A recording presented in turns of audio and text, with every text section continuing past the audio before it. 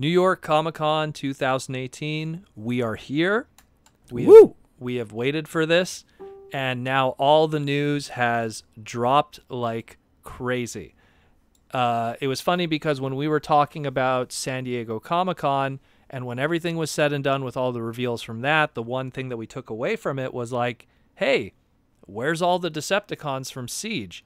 And now it seems like the name of the game for New York Comic Con is practically all Decepticons. But we have a whole bunch of other news too, and there's a bunch of other Transformer-related product we're going to be discussing. But we're going to start here right now with actually not a Decepticon from the Siege line, but something that was kind of teased. There were some photos kicking around, a video that was kicking around, then got pulled down and stuff. We're going to talk about the teased image or video of a Titan-class Omega Supreme from Transformers Cybertron, Siege, War for Cybertron, whatever you want to call it. Yeah.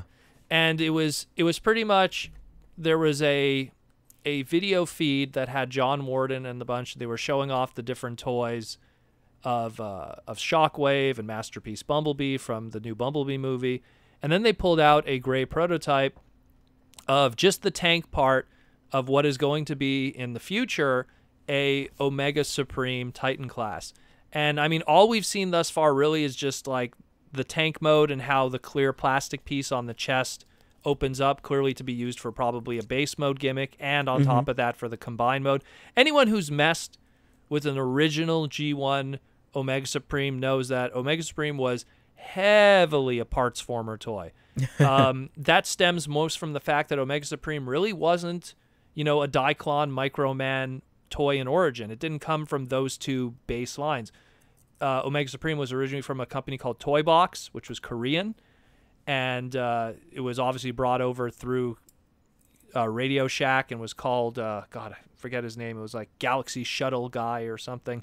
It had a very weird color scheme. And it was kind of in the same. It was with Shockwave. Shockwave. Yeah, the gray one, which was called Laser Man and Galactic Man. They had a lot of weird ones. Astro Magnum was another.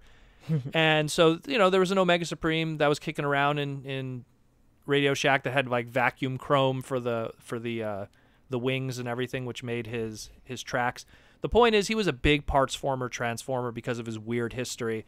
And it looks like that's probably going to carry over here. I could be wrong, but just judging by the fact that the tank is like literally spot on to how I remember the original G1 toy and transforming it and taking it apart, it really looks like we're probably going to have something similar to that, and it'll probably have a really big base mode and stuff. There's also two pieces of art that were kicking around New York Comic Con on the walls and stuff, and so, very few people took photos of it. All eyes were on the toys. Very few people were eyes on the wall. And it's essentially I think of these two pictures, the one I remember. Well, I saw them, and I remember seeing it this morning from, I think it was Benson. He's saying like, "Hey, guess what I'm covering this morning?" Benson, like, who's also in New York, actually. So, it's like, but I mean, if you don't know him, then you're like, yeah, I know what you're doing.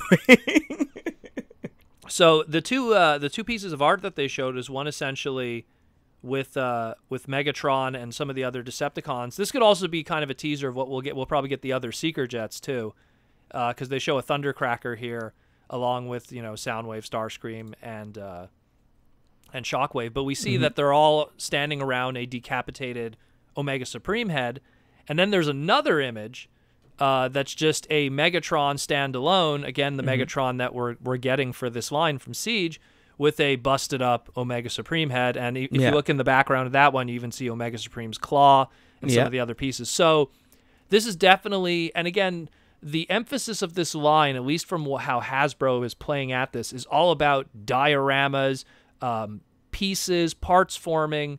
I would not be surprised, because of the way Omega Supreme is depicted, like as a toy in the original Generation 1, as a parts former, what we have this weaponizer line right now, like this weaponizer price point, we'll call it, where everything's kind of parts for me.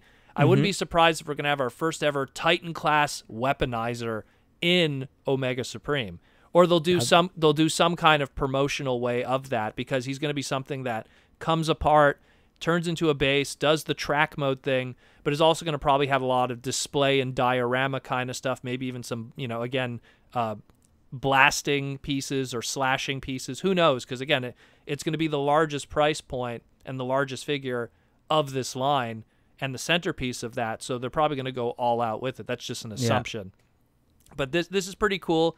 Again, I'm going to try to post the best I can of screenshots from this video to show you what's going on and the two pieces of art here. And also the other thing I want to point out in the video, what I think is pretty cool, is that they're showing off the Shockwave in the background, and the comic book cover that they have in the background is a very classic, iconic comic book cover. Issue number 5 of the Marvel Transformer books, the Transformers Are All Dead cover. Mm-hmm. I forget who painted that one, but the interiors were Herb Trimpe. And again, that's going to lead more into when we discuss Shockwave, because there's a lot of interesting stuff going on with that one too. But definitely Omega Supreme, really cool. We pretty much now know 100% what our Titan class is going to be. Mm-hmm. Which we kind of called out, didn't we? Yeah, it was kind of a given. Well, it was something that it was kind of reluctantly called out, just because, like, what else? Yeah, it's either, is there to do that would make sense both in North America and in the Asian markets. You know? It's either that and Scorponok now at this point, and I think that they're holding on to the name Scorponok. Well, and not to mention, they did register it. I think that when you like this goes back to the weaponizer thing. When you look at the current climate of this line and what's going on, Scorponok, granted, it's not that like it's missed its opportunity, but Scorponok would have been better suited in that Titan Returns Headmaster kind of ecosystem. Yeah. Where this one, where because we have weaponizers, we do have parts formers, and it's acceptable. Something like Omega Supreme will fit in perfectly with that, just because of his origins from his old toy box Korean days before being brought over to Transformers in 1985. So this is something I'm really excited about. And it's just, I mean, again, even if they want to go that route, not to say that they will, because they have kind of skipped the opportunities with some of the other Titan classes. But then you could get, an Omega Sentinel out of it, the Guardians. And there's repaints that could be done from this afterwards, if need be. Yeah. But of course, like I just want to see this complete. This thing's going to probably be massive, especially the wings. Like the wings, I'm really curious how they're going to go about this. And this again harkens to also, I mean, even regardless of the choices, but the War for Cybertron video game and how Omega Supreme was a big deal in that. Mm-hmm. And how like he was kind of like the final boss of the Decepticon side of the campaign. So it all kind of works out together, and a lot of things match up properly for this. So it works out pretty well. But yeah, definitely excited. I'm curious what people think about this one for sure.